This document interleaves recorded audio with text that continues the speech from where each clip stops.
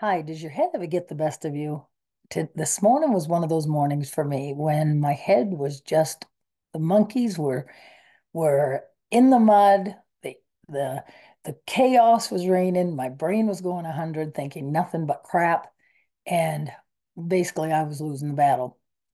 And I took a couple of breaths and said in my mind to the guides, help me. This is awful. I hate this. This sucks. And this is what they said to me. I wrote it. I'm getting better and better at receiving the messages in my mind, which is really cool. But listen to this because my monkey mind certainly wouldn't have said this. They said, "You are running about in your mind, being so focused on maybes, you are missing the power of the present moment. Life is to be enjoyed, each moment a gift, settling into the simplest of tasks and reveling in each.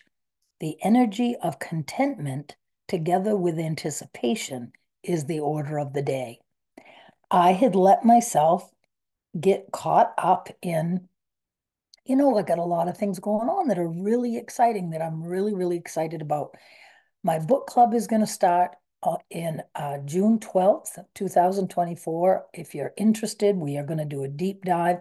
And I'm so excited about this. They are giving me all kinds of insights around how sharing the path that I was on during that time were the concepts in that book are the foundational blocks that brought me to where I am today. Yeah, being a hot mess in the morning, but human nonetheless.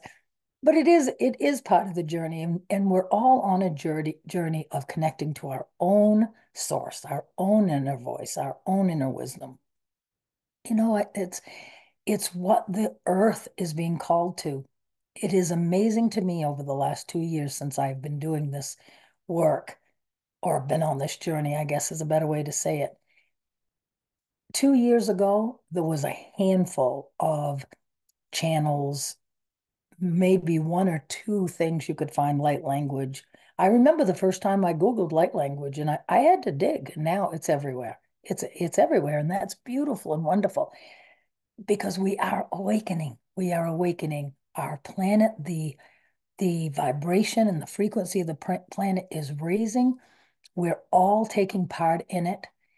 You know, I think when people talk about this new earth, it isn't going to be the way that I was taught in Sunday school. I remember learning a hymn about, I remember a line out of it. It said, "Man and wife asleep in bed. She hears a noise and turns her head. He's gone. I wish we'd all been ready." It isn't going to be like that. I don't believe that. I believe it is about frequency and it's about how that whole multiverse, the fact that we're all navigating all of the timelines, and the higher our frequency gets, the higher and the more beautiful the timeline that we're on is. And so that even when you have the perspective, and yes, you know that according to our understanding of reality, there are bad things happening in the world right now. But yet, is there a perspective to have of neutrality and the ability to look around my space right now, my experience right now? None of that is happening in my space. It's all about our understanding of reality. Kind of segued there into a bit of a deep dive, but um, it is important as we begin to understand that. I more and more am beginning to get that it is about where am I, where is my frequency. But to come back to the topic at hand of why I sat down today, no matter how spiritually evolved you are, we are human, living a human experience. And when life is busy and our time is taken up with other people, and other people carry their own energetic signature. This weekend, I had a wonderful, glorious time with family. It was truly one of the nicest trips we've ever had. Both of my son and their daughter were there with their kids. Excuse me, my son's wife. Lovely.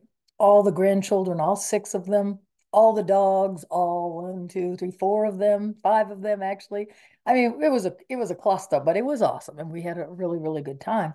But I didn't get much alone time, and I found that by the end of the weekend, by the time I got home yesterday, I felt disconnected. I've shared this before. We get so busy in the three-dimensional world, even when it's fun, happy stuff, that we forget to tend to that part of ourselves that needs to be tended to. So this morning, when I realized how out of whack I felt, I went down in the bedroom, told Michael I was going to have a meditation. But what I did was I went down. Yes, I did definitely have a talk with my guides, but I also had a talk with my inner child. I brought her into my focus, into my experience, and I just said, are you feeling neglected? Are you feeling like I haven't given you any attention? And she did feel like that. She felt like I was giving my attention to everybody else and not paying any attention to her. And when I just let her kind of be a little pouty and talk to me and tell me how upset she was that she'd felt left out a little bit of the time, it was an amazing shift that happened. Um, I'm really excited about sharing the intentional processes of interacting with your inner child. It is, I can't even tell you what a difference it makes in my life.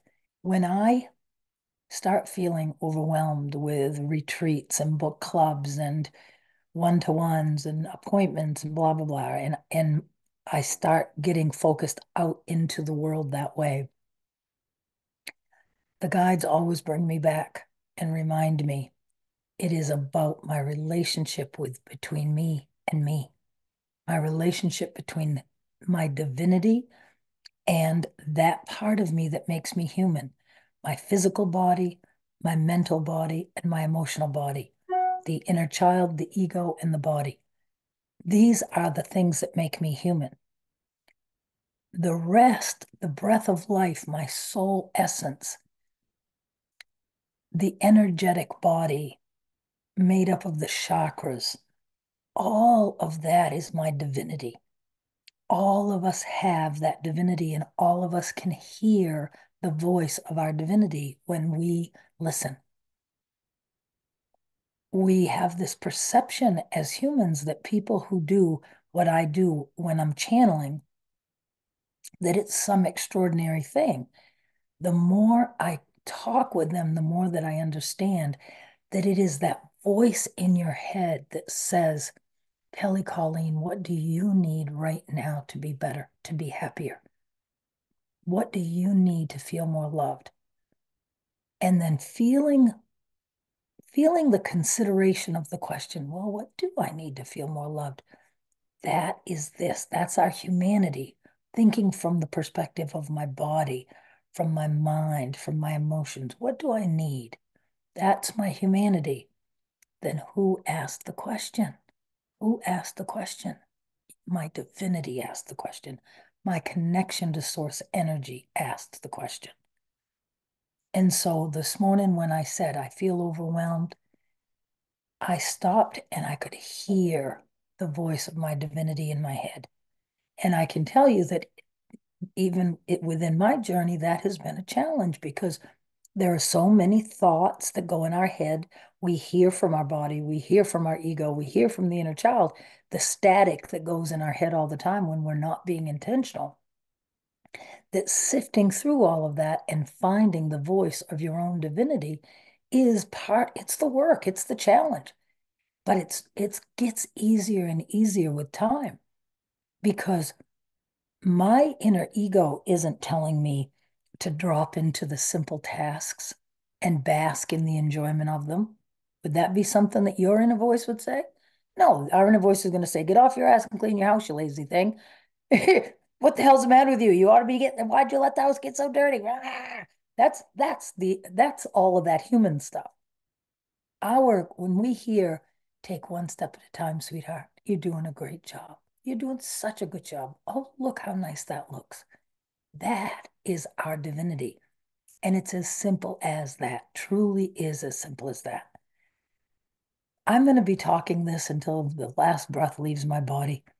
I'm going to be sharing my journey in the best way that I can because when I sit down across from this computer and talk this through like this, it gets clear in my own mind. I get clearer and clearer in my own mind. And it helps me. It helps me to feel that connection. I am really excited to share this journey with all of you. There's lots of things going on. Check out my site, my website, presentmomentmagic.net. As soon, I'm going to gather a few more details. I'm really hoping to do a wonderful retreat this summer here at my house. I'm going to rent some cabins up at the top of the hill at the campsite that's up there. And I'm going to have a retreat. I'm going to take the first probably 12 people. I'm going to limit it to, I think, 12. Um, and you'll come visit my beautiful lake and we'll ride on the party boat and we'll sit around the campfire and we will expand our energy. We will connect. We will bless and cleanse and balance. And I know it's going to be awesome to do this in person. I love doing the stuff online, but I want to share my space with some of you. So be watching for the details. If you aren't part of my Facebook group, please join it. Present Moment Magic-Kelly Bowker. I put things on there. And if you'd like to be part of my tribe and get usually about once a week, I send out an email just telling what's going on in my life and what's coming up for you to pay attention to if you want to. Uh, Email me at kellybowker7@gmail.com and I will add you to my tribe. And the next time I send out an email, you'll be part of it. So have a great day, everybody. Like and subscribe, click all the buttons down below, and have a great one. Bye-bye.